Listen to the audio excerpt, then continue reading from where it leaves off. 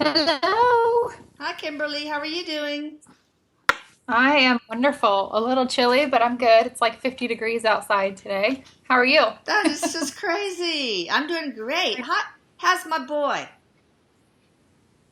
He says I'm great. He's going mwah, mwah, mwah, mwah. Of course. I love you, baby. Hey, you know what I want to do by popular demand? And I don't know if you're willing to do this, Cam. You just tell me if you're not.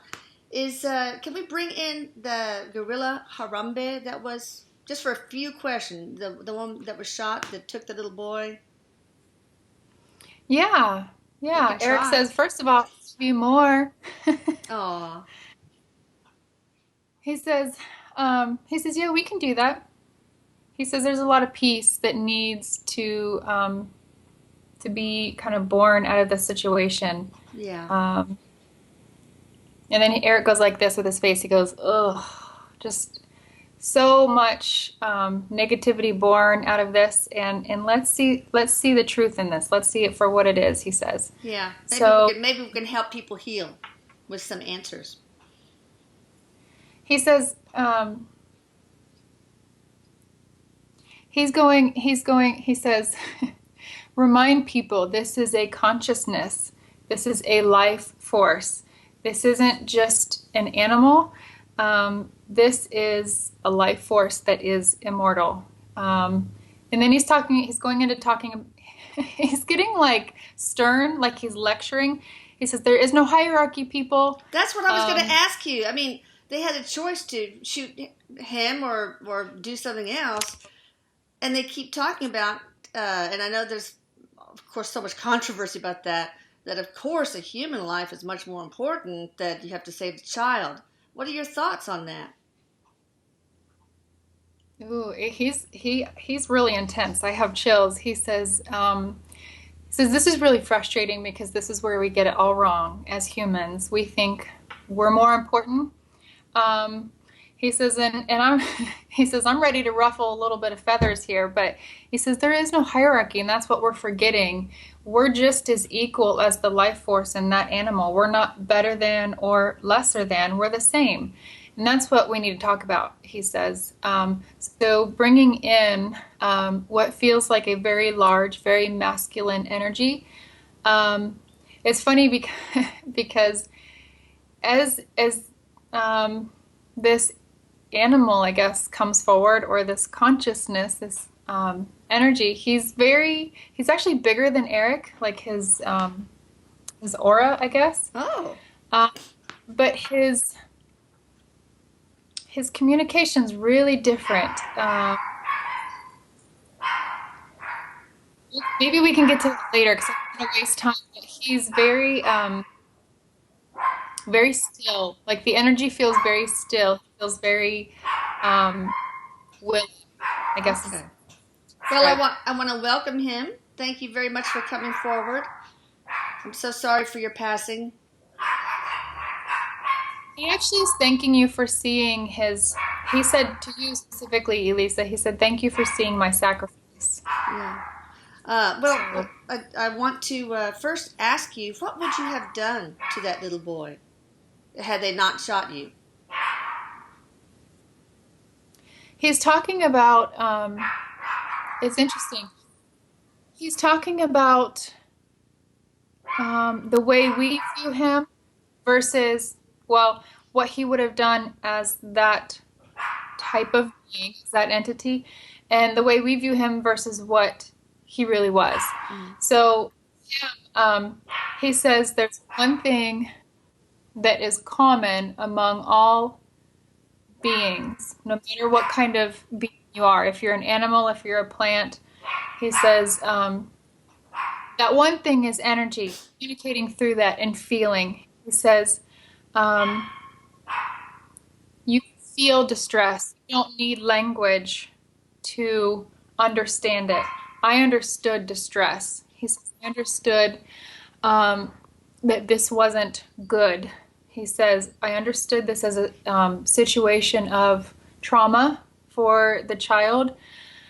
And naturally, my instinct is to, and then he's showing me an image. Um, he makes me feel like, I guess the word to describe this would be like protect, but he's showing me an image, and it's like kind of bringing in and covering, and um, So you were had trying to he not. protect. Did you want to protect the child from the other gorillas? He says, I wanted to protect and provide comfort because he says I was unsure, uncertain of why the distress, why every, he says, why everybody was freaking out, because we didn't need that response, that emotional Yeah. response. That's more mankind. So he's saying that he would have brought in and protected almost like as if his own. He says he's scratching his head, maybe a little unsure of what to do with him, but not causing harm because there's a common language, and that common language is love, he says. So you don't actually need to be able to speak English to communicate and understand each other. He says, I understood that child was in trouble, in distress, through the emotions, through the energy that he was putting. Um, Would you have kept him protected until the zookeeper came to take him? He says, yeah, and he keeps showing me like if there were other little, I don't know what you call like baby gorillas, like little cubs or something, he would have brought the child to join. Like he keeps showing me like trying to stuff the kid away, put the kid away and protect. Like Mm. he's putting the child like in a little shelter and like trying to close him in and kind of Oh. protect that. So So you would not um, have your intention was not to harm him. he says no. Well, you were pretty rough with him though. Do you think that you could have unintentionally taken his life? You're a pretty big He animal. says that's very possible. It could have happened. Um, Understanding a situation doesn't need language, but we do things differently. He says, your kind versus me as an animal, as a large animal. He says, even the way we, he says transfer, but I think he just means walk, is different. So, in that, the way we carry our young, even feed ourselves, Yeah. is different. So there could have been injury. And then he kind of smiles and says, well, gives me the energy of a smile. Um, he he says that we are not as durable. Like we can't take, like we're not as strong, Oh not as no. durable. Well, do you have a message for the little boy and the mother? Separate messages if you want. He's actually saying thank you. I asked him, I said, what exactly are you thanking? Um, for the opportunity to set this message to hopefully show a few things here. There's no hierarchy of life force. Um, but this also is a perfect example to show how oftentimes we don't observe a situation, we react first. And this was an experience for us to learn from, to be able to learn from it, see what's happening first before we just react and shoot to kill. Um, but then he also says he keeps repeating like criticism is unfair. Criticism is unfair. To the Um, mother? I think so because he's pointing to the mother and the child when he says that. Okay. Um, he says he's just kind of saying no matter what we go through in life, we all make mistakes. We all have been unaware. Mm. Even those who have had children, have had close calls. Oh yeah, So I it's, have. Sure. yeah, me Especially too. raising And 5 kids, sometimes it's hard to, you turn your face for 1 second, the other one's gone. It's yeah. yeah, he says, what purpose does it serve to blame the mother and shame her? Mm. Uh, he says, if you knew that this was a part of her contract, to teach a big message, would you then blame her? Or would you thank her for, putting herself on that platform and to help us learn from this experience? But he's just kind of, again, going back to that message that we're all on the same level. So because this happened and because it became well known, doesn't mean it's okay to shame her. Yeah. Um, Well, so was it a he said, contract? Was it a spiritual contract then? Is that what you're saying? he makes me feel like it was, yeah. And it's to Um, teach parents to put their kids on leashes, right? I'm kidding. to teach the The hierarchy hierarchy, concept that right? he's saying that there's. He says, my life is no more valuable than anybody else's, and vice versa. And you're no more better a parent than her just because this happened to her and not you. So um, he says that there is no need for shame. There's no need to, and I think that's the biggest message he wants out of this is there's no need for shame and blame. That's not going to achieve anything in this. Rather, learn from it and what truly happened. And he's going back to take a moment to observe and see what's happening before you react. But Yeah. again, we quickly, as humans, we just react. Well, what would you So, have done if you were the human and somebody had taken a child like that? And understanding that you also said that you could have unintentionally killed him. There's always that risk. What would you have done? yeah, that's what he was saying. He said, well, it depends on my conditioning. It would have depended on Yeah. me as a human, my conditioning and my beliefs. And he says some people are raised with complete fear of animals. Some people can naturally coexist with them without that fear. So it depends on your perspective or your position and your views. But for him, if he says, if I were a human, he says, I can only speak for what I would have hoped. I would have hoped I would take the time to see, okay, he's not trying to harm the child. Maybe we could tranquilize instead of take a life. Um, But that's he says tough there's because many, it takes time for the tranquilizer to work, and that could have made you very angry. And he says that's true. There's many options, many ways we could have um, completed this experience, but the way that it was fulfilled or carried out is what was supposed to happen, he says. yeah, Um, okay, all right, that's fine. One more quick question for you. Do you want to say anything to the little boy? he's also saying thank you. Okay, Very, for very the simply, he contract. just says, Okay, and how about mhm. to the person who shot you? He's offering a lot of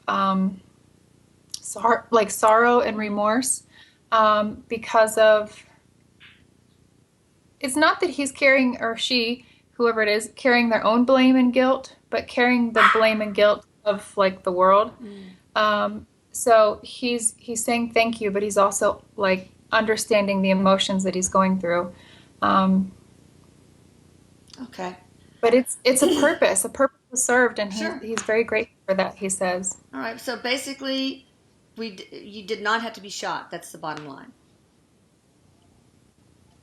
He says, no, I didn't have to be. He says, I Okay. wouldn't. I could have unintentionally harmed the child, but would have not. He says he was more in like understanding the stress in the situation It's and in like protecting. in Right. protective mode. Protecting mode. Yeah. All right, Eric. One question for you. With all this, if if you had been the little boy, what would you have wanted done? Um, Eric is actually saying he says if I would he says if I would have been the little boy, I probably would have been not paralyzed with fear in those moments, but paralyzed with like wow, like awe-inspired. Mm. I'm right here next to this animal that's so much larger than me. But he says, I would have liked to have seen that animal live Mm. so that perhaps my older self could go back and visit and not only share the importance of safety, but also the importance of no judgment. Yeah. He says, no judgment here. This happens to everybody in many Yeah. different ways. This just happened to be at a public place and got amplified into the public eye. Okay. Um, so, yeah. Okay. Well, but let's go on then. I want to thank you so much, and thanks for. I know you only recently passed, but thank you so much for coming forward. Um, he says it's his honor. He says thank you. Okay. All right. Well, Erik, a lot of people want to know about the presidential elections, but let's do it really quickly because I don't want this to be too long a video. Could you describe what both Clinton and Trump would do for this country? What would the repercussions? I'm not going to ask you to say which would make a better president. Basically, what do you see? He's he's putting this very. God, this puts me in a rough position. He's putting this pretty black and white. Okay. Uh, I won't put your address and telephone number on the video, so don't worry. and I don't care because it's not my personal views. He's showing, okay, here is Hillary Clinton, here's Trump. Geez, he says, to put it plain and simple, over here I see a lot of financial debt occurring, happening. Okay. Over here, I see the opposite with Trump. I don't know how. I don't know what avenues they're going to take to do whatever with money. But the end result, like what you're going to see, if this person versus that person, and Erik says, and I can give you this information because it's an alternative, like a parallel dimension, sort of. It's kind of like, we go back to that. Who would bring back? Who would create more jobs?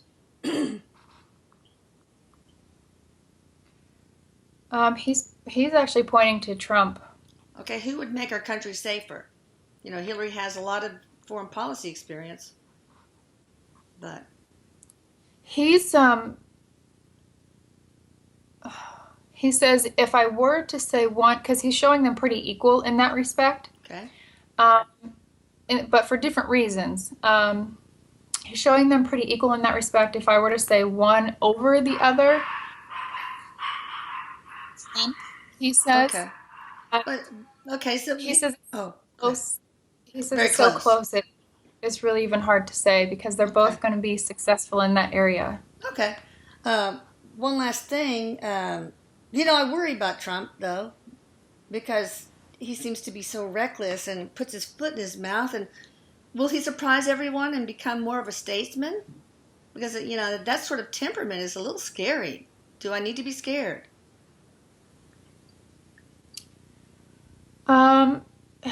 I can relate, Elisa. He says that Trump has experience with experiencing his own consequences of his behavior, and sometimes it seems irrational or impulsive, reckless behavior. Yeah. Erik says he has had to live the consequences of his behavior, but still makes me.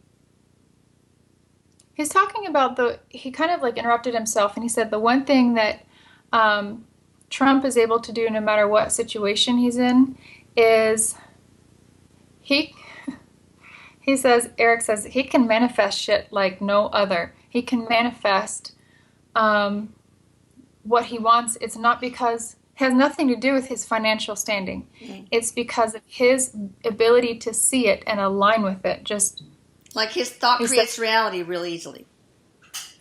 Very easily, because he just is in alignment with the belief that it can happen. Well, will he be more of a statesman, though?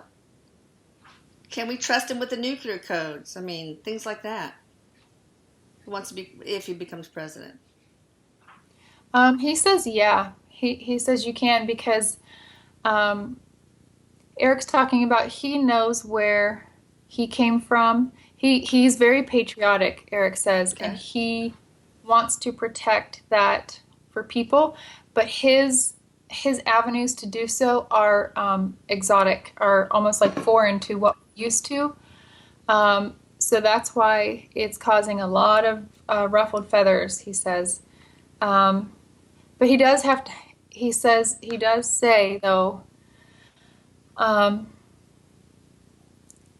ego can get in the way. So I feel like at times, Mm. even if he does or doesn't get elected, ego can get in his way. Um, and Erik says that's when it becomes difficult because then he can't see Yeah. or even relate to Well, like American citizens. Like he can't relate. When you're an ego, you're blinded to being able to relate. well, So, maybe he'll um, surround himself with good advisors and a good team that will help sort of rein him in, right? Or no? he says Erik says it's funny because the people he's appointed to be a part of his team already um, are very much like him. So what happens is he sees himself in others, and it Oh, kind I of keeps see. him wait. Yeah. It kind of keeps him saying like, "Oh, wait," and on Okay. his toes.